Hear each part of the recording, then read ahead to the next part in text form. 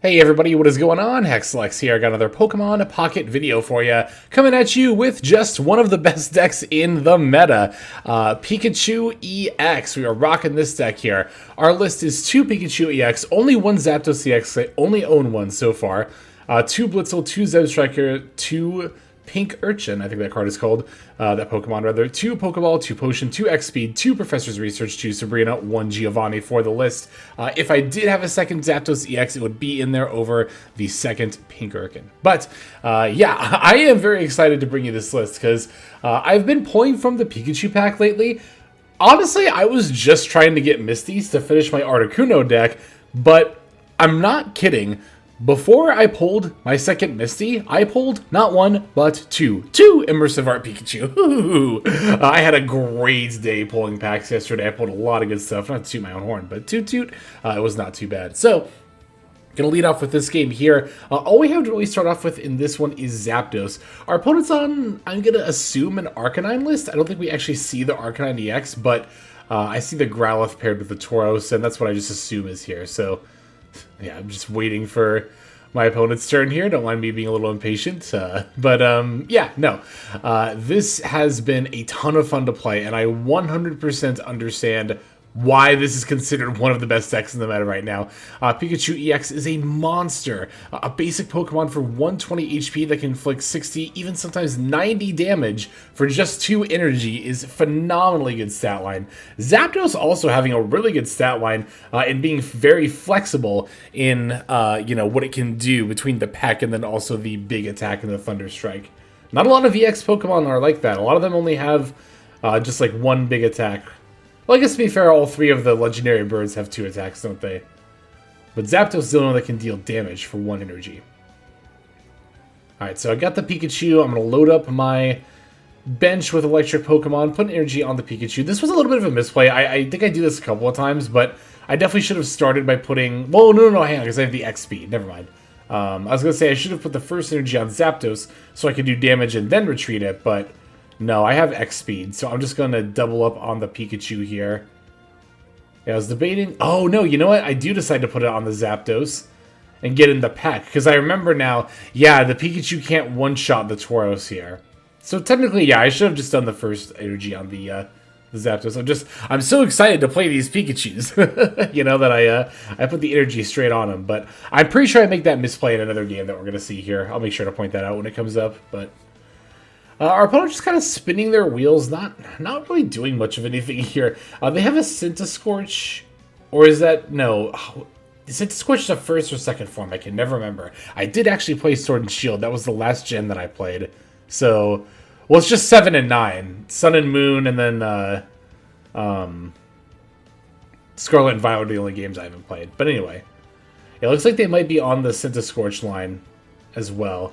But here, yeah, I'm just going to X-Speed the Zapdos out, and then Pikachu can start Circle Circuiting for it. 90 damage at a time. That is absolutely insane. Down goes Tauros, and so too will the Pokemon on my opponent's bench, because they all have under 90 HP. Unless they can evolve into the Arcanine here, but they won't have any energy to attack with.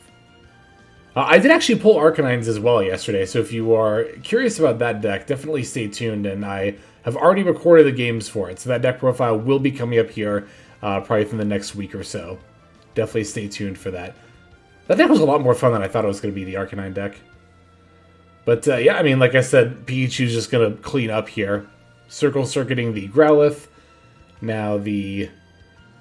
Is it Blitzipede and Scorch, I think are the name? I just don't remember which one is which. It's a little small to see on my screen here. I think the Scorch is the first form.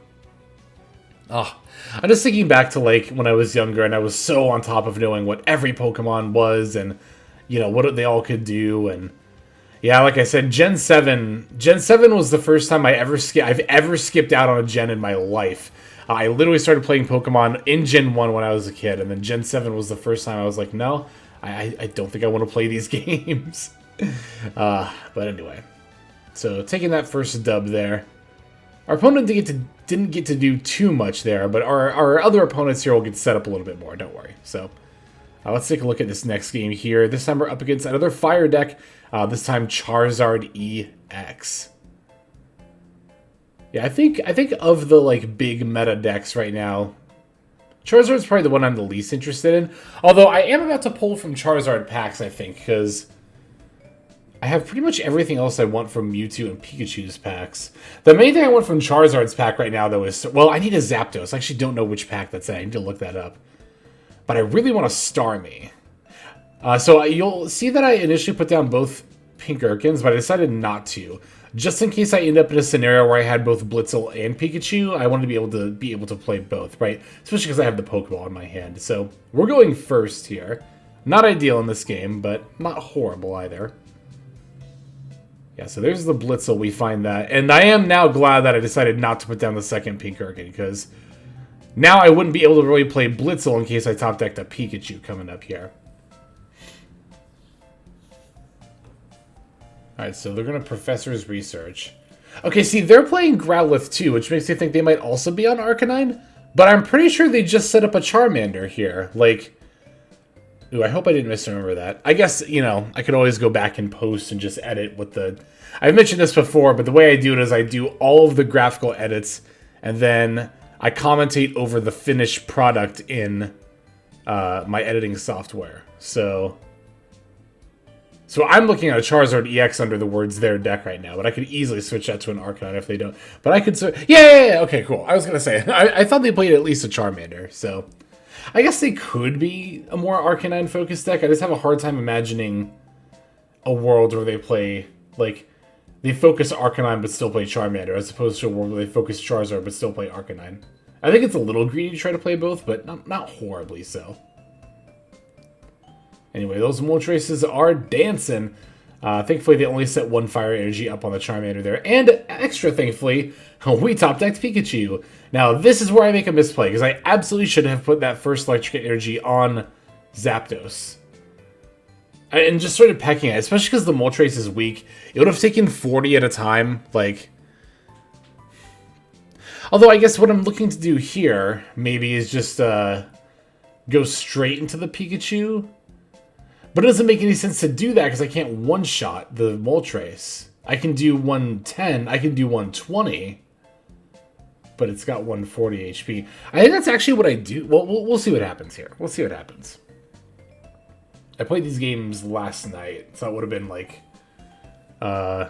math, 15 hours ago, something like that? No, longer than that. Like 16 hours ago. I don't know why that matters. Yeah, so I do just put it on. Again, with that misplay. I don't know why I made that same misplay twice in a row. To be fair, and I probably should have pointed this out at the top of the video, but these are quite literally my first 3 games with Pikachu. So I'll use that as a bit of an excuse, but to be fair, I'm also just not exhibiting great energy management. You know, I'm finding it true, very, very true, as I'm only a week into this game, and very much still learning. Something that I've always known is true, something that I've heard as advice before, and something I've given as advice before, which is that if you want to improve at a card game, I think this is probably true of just about any video game, to be fair, but if you want to improve at a game, you should record your own gameplay. Even if you have no intention of putting it on YouTube or sharing it with the world, recording your own gameplay and watching games back is such a helpful way to improve. You get to see not just misplays, but misplay patterns, like I've been exhibiting. And also, you get to just pick up on little stuff you didn't notice at all in-game either. It's just a great way to do it, I think. Alright, so bringing in the Pikachu, we get to Circle Circuit, knock out the Moltres, taking 2 points there. They're putting in their other Moltres, which is good for me. Means they probably don't have Charizard here, because I really thought they were going to put in the Charmeleon, and then I was like 100% ready to lose my Pikachu here, like, and then try to figure out, I guess, what to do from there. But no, they Sabrina, which I'm definitely just going to put in Zapdos. They do put a Fire Energy on the Charmeleon, but then they pass it. Don't even use Inferno Dance, which is really weird. But now we can just secure the win here by Sabrina-ing... That's a weird way to say it. We're bringing in one of their Pokemon, a Sabrina. It doesn't matter which one it is, because I can simply switch in the Pikachu and knock out either, because they've got 90 and 70 HP respectively, right? I don't even need to use the energy on Zapdos. I can just use another X speed. Retreat, bring in the Pikachu, and then we shall KO. Yeah, that's the thing about this deck is, like, this is such an aggressive deck, and it's why it's so good. Because a lot of the other best decks in the meta, Mewtwo, Charizard, and then a lot of other also very, viable meta decks, notably like Dragonite.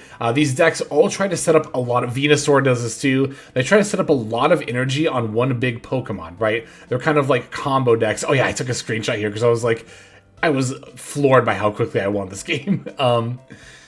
But yeah, no, you got these big setup decks here, but Pikachu can just come in, be super aggressive, start dealing, again, 90 damage by turn 2, potentially. It's wild, and it's so... A lot of these setup decks just can't keep up. Again, why Pikachu is so good. So, alright, last game for this video is going to be a mirror match. They are also going to be on the Pikachu EX deck. I've seen some builds with Raichu, I've seen builds with Electro, there's a ton of different ways that you can play it.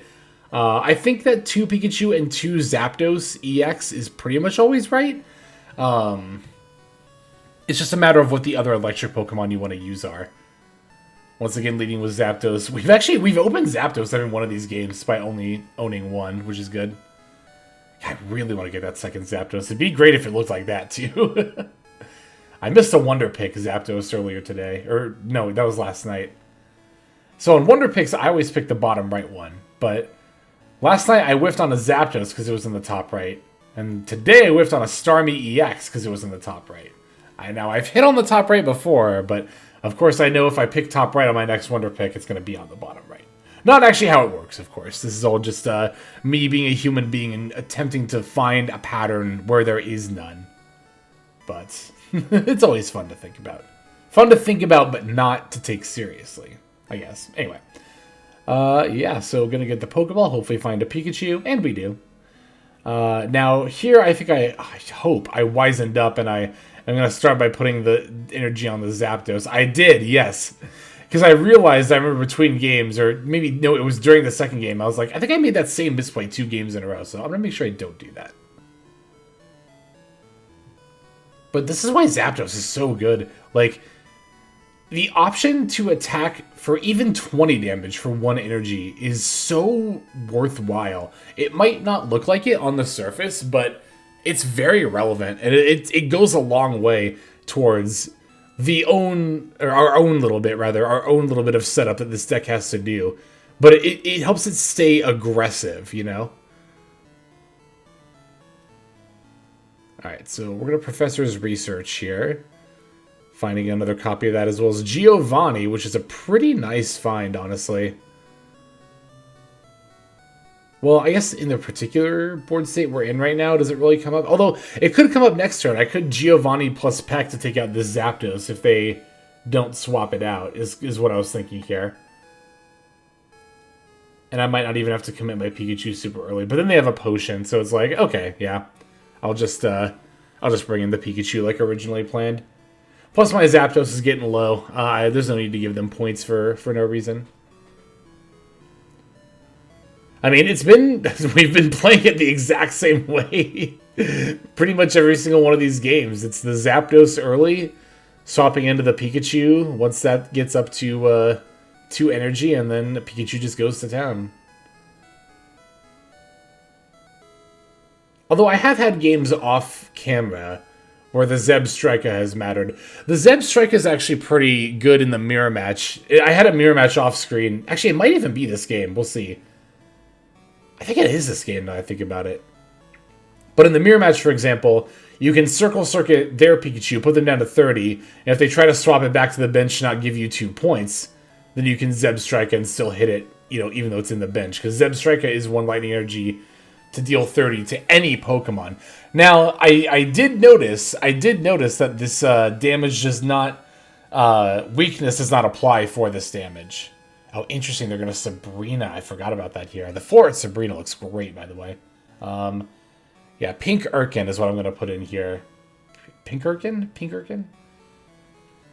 I don't even, is that Gen 7? I see. It's funny because, again, I played Gen 8. I actually did play Sword and Shield, but 7, 8, and 9 are like really, and 6 kind of too, are pretty muddled for me. Because Gen 6, like I said, I don't know if I said it actually. I did play it, but not as much as the other gens. 5 is the last one I was like super duper into. Because Black and White 2 are phenomenal. I just kind of realized that these videos could be an outlet for me to talk about the Pokemon games, which I do adore quite a bit. Yeah, so here we're going to Circle Circuit their Pikachu, knock it down to 30. I think this is actually the game where I use Zebstrika. No, they concede. Well, I did have another mirror match off screen where I remember KOing their Pikachu with the Zebstrika. So, anyway. Yeah, that is pretty much going to go ahead and do it for this video. So, thanks as always for watching. I super duper appreciate your viewership. Definitely subscribe if you want to see more Pokemon Pocket gameplay, or if you're into Alestrals. I post a lot of both those games here. But, this is XLEX signing out, hoping you have a fantastic day.